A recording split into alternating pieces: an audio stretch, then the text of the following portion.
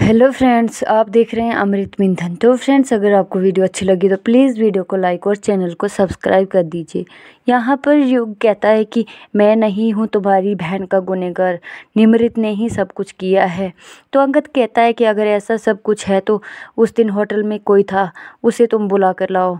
तो युग जाता है और उसको बुला के लाता है और वो बूढ़ा आता है और कहता है कि मैंने तो तुम्हें उस दिन देखा था, तुम वही हो ना होटल में जब सोनी की मौत हुई थी।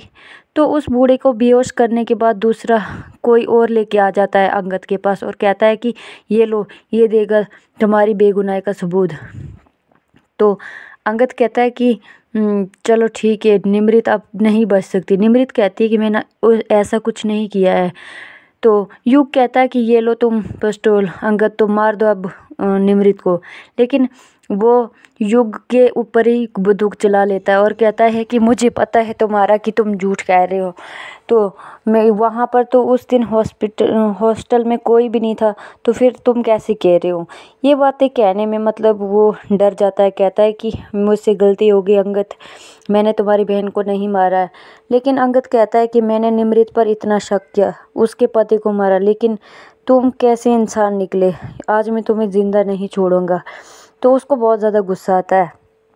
फिर अंगद की माँ कहती है कि क्या अंगद ये सब सही है, इसने हमारी बेटी का कत्ल किया है।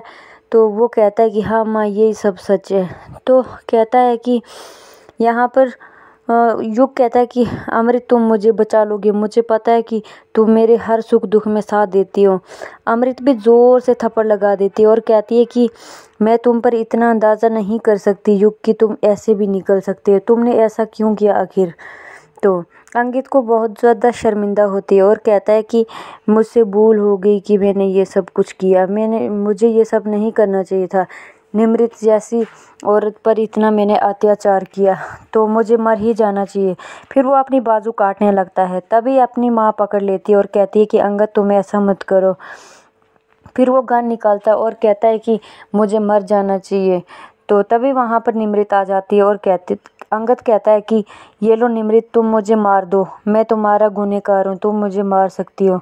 तो निमृत कहती है कि मैं ऐसा कुछ भी नहीं करूँगी। हाँ, मैं तुम दोनों से बहुत ज़्यादा नफरत करती हूँ, लेकिन मैं तुम दोनों को मार नहीं सकती। जो भी तुम दोनों ने किया अपनी बहन के खातिर किया, गलतफहमी हो गई थी तुमसे, इसलिए मैं तुम्हें मारूंगी नहीं। तो यहाँ पर अमृत और तेज बात कर रहे होते हैं और तेज कहता है कि मैं तुमसे कुछ कहना चाहता हूँ। अमृत कहती है कि कहने और सुनाने के लिए तो बहुत कुछ ज़िंदगी पड़ी है, लेकिन मुझे तुम्हारे साथ रहना अच्छा लगता है और सुकून मिलता है। तो तेज कहता है कि मैं भी यही कहना चाहता हूँ, मैं फ़ौजी हूँ, इसलिए मुझे दिल में कोई बात नहीं रहती है। तो यहाँ पर युग को बांध लेते हैं और कहते हैं कि जो कहती है कि चलो हम चॉकलेट खाने जाते हैं। जो और बानी उसका मजाक उड़ाते हैं और कहते हैं कि युग जैसा